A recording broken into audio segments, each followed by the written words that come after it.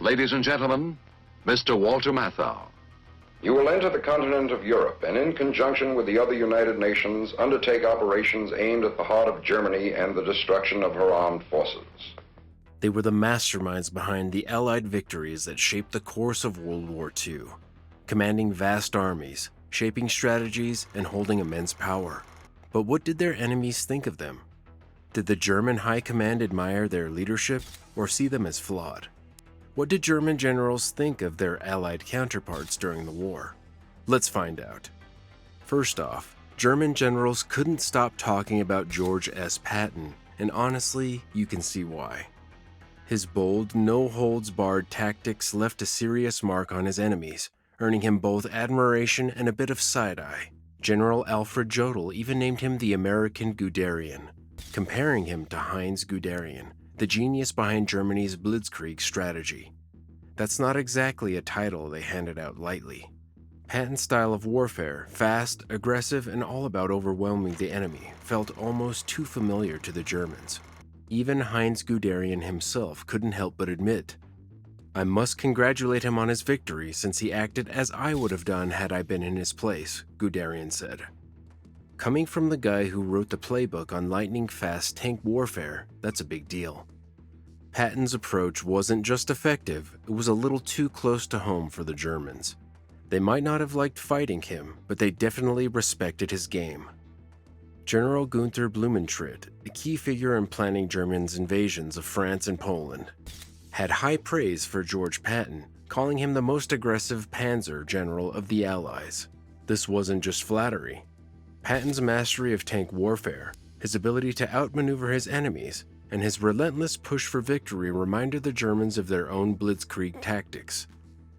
Patton's approach, focused on speed and mobility, aligned closely with the core principles of the German military. One story about Patton stood out to the Germans and captured his disdain for static warfare. He reportedly urinated into a trench meant for protection, declaring, "There, now try to use it." It was a bold and unconventional act, but it symbolized his belief in staying on the offensive, a mindset that resonated deeply with his German counterparts. But their admiration for Patton wasn't without criticism. While German generals saw him as a tactical genius, they didn't view him as a grand strategist. His rapid advance in Sicily impressed many, but also raised eyebrows. Some believed Patton's drive to capture Messina was motivated more by personal ambition and a rivalry with his British counterpart, Bernard Montgomery, than by strategic necessity. To the Germans, this suggested that Patton sometimes prioritized personal glory over the broader goals of the Allied war effort. While Patton stole much of the spotlight, the Germans also encountered General Omar Bradley. Known as the soldier's general, Bradley's reputation among the Germans was very different from Patton's. Where Patton was bold and flamboyant, Bradley was calm and steady. He commanded massive operations like the breakout from Normandy and the push into Germany, earning the respect of his enemies. What stood out about Bradley was his quiet leadership and his ability to inspire trust among troops. Unlike Patton, Bradley avoided dramatic gestures and high-profile antics.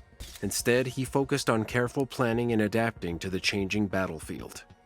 German generals respected his ability to lead large-scale operations effectively, even if he didn't have the same larger-than-life presence as Patton.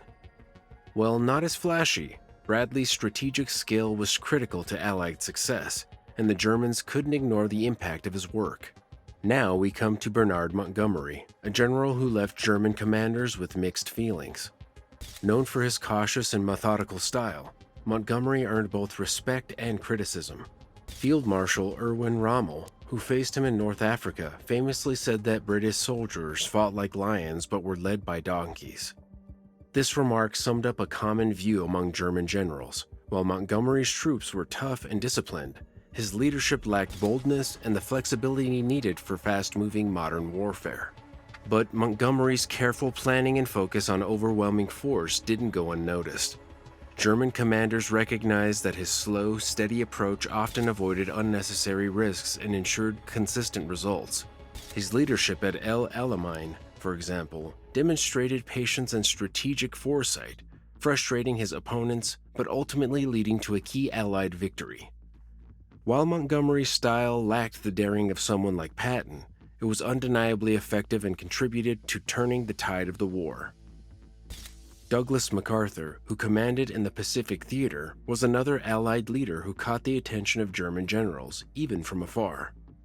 MacArthur's bold and personal approach to war made him stand out. His famous promise to return to the Philippines after its fall to the Japanese turned him into a symbol of Allied determination in the Pacific. German military analysts were likely aware of MacArthur's innovative island-hopping strategy. By bypassing heavily defended Japanese positions and focusing on weaker, strategically important targets, MacArthur's approach was both efficient and effective. This method minimized casualties while steadily eroding Japanese control. German generals who valued the concept of Schwerpunkt, or concentrating force on critical points, might have appreciated the logic of MacArthur's tactics, even though they didn't face him directly. Then there was Dwight D. Eisenhower, the supreme Allied commander, who was seen by German generals in a different light. Unlike Montgomery or Patton, Eisenhower wasn't viewed as a battlefield commander, but as a master coalition leader. His greatest strength, according to German generals, was his ability to keep the Allied forces united. General Alfred Jodl repeatedly described Eisenhower as someone who understood how to lead a coalition, a crucial skill for managing the often divided priorities of British, American, and other Allied leaders. While they respected his ability to manage egos and coordinate massive operations like D-Day, German commanders didn't admire Eisenhower for his tactical or strategic genius. Instead, they saw his success as a product of the Allies' overwhelming industrial power and superior numbers, rather than his personal brilliance on the battlefield. German generals didn't just have opinions about Allied generals, they also had strong views about the armies they led. For example, the British Army impressed many German commanders. While they often criticized British leaders for being too careful, they admired British soldiers. General Siegfried Westphal said British troops were the hardest, toughest in attack, and most persistent in defense. Their discipline and professionalism earned respect even from their enemies. William Slim, though far from Europe, also caught the Germans' attention. He led British and Commonwealth forces in the Burma campaign, fighting in tough jungle conditions against the Japanese. Slim turned a struggling army into a strong, united force made up of Indian, African, and British troops. His ability to lead such a diverse army and win difficult battles didn't go unnoticed by the Germans. Even though they respected British soldiers, German commanders believed cautious leadership held them back. They thought British leaders hesitated too much, which led them to take risks, expecting the British to react slowly. Sometimes this worked, but other times the British responded quickly and struck back harder than expected. The Germans also admired British ingenuity, especially in the air war. Hermann Görnig, head of the Luftwaffe, grudgingly praised the British Mosquito fighter bomber, calling it a beautiful wooden aircraft because of its speed and effectiveness. British advances in radar and bombing strategies also challenged the Luftwaffe, forcing them to adapt. Still, German generals often believed British success in the air came more from good technology than overwhelming power. The Germans were less impressed with the American army. Many thought American victories were mainly due to their massive resources, not the skill of their soldiers or commanders. Colonel General Hans-Jürgen von Arnim, who fought the Americans in Tunisia, described them as an inexperienced and quick to retreat under pressure. In comparison, German commanders saw British soldiers as tougher and more disciplined. But the Germans did see some strengths in the American military. They noticed how leaders like Patton encouraged their officers to make decisions on their own, a method similar to the German strategy of Auftragstaktik. Patton's ability to adapt and give his officers freedom earned him some respect, but German generals still believed most American victories were because of their industrial power, not their tactics. The biggest change in German views came with the Soviet Army. At the start of Operation Barbarossa, the Germans thought the Red Army was poorly trained and badly led. Nazi ideology made them believe the Soviets couldn't match the Wehrmacht. But as the war went on, this belief fell apart. Battles like Stalingrad and Kursk showed the Germans just how determined and powerful the Soviet military had become, forcing them to face an enemy that grew stronger with every fight.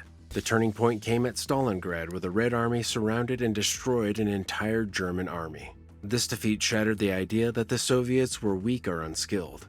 Field Marshal Ewald von Kleist later said, "The Russians proved themselves first-class warriors, and their commanders showed great strategic skill." German generals started to see the Soviets as tough, determined fighters, especially leaders like Georgi Zhukov, who played a huge role in some of the war's most important battles. Zhukov's ability to outsmart the Germans in battles like Kursk and Operation Bagration left a deep mark. His leadership at Stalingrad didn't just turn the war around, it changed how the Germans saw the Soviet military. Zhukov was known for organizing massive counterattacks, even if it meant heavy losses, and this earned him respect, even though his tactics were often seen as harsh. While the Germans respected Soviet commanders, they were also shocked by their methods. Soviet leaders didn't hesitate to sacrifice large numbers of troops to win battles, which the Germans found both frightening and hard to understand. This approach to warfare was very different from the German focus on protecting their soldiers whenever possible. In the end, German opinions of Allied generals and armies were as complicated as the war itself. They admired Patton for his bold moves and skill in battle, while they respected Montgomery and Eisenhower for their careful planning and ability to lead a team of nations. Soviet commanders, once underestimated, earned respect for their clever strategies and determination. Even though they were enemies, the Germans couldn't deny the strengths of those they fought, showing just how tough and challenging World War II really was. That's all for this look into the minds of German generals and their views on Allied leadership and armies. These opinions offer a fascinating glimpse into the strategies, personalities, and philosophies that shaped World War II. If you enjoyed this deep dive into history, be sure to check out our video on the 5 most underrated German generals of the war. Don't forget to like, subscribe, and hit that notification bell so you never miss another fascinating story from history. Thanks for watching, and we'll see you next time.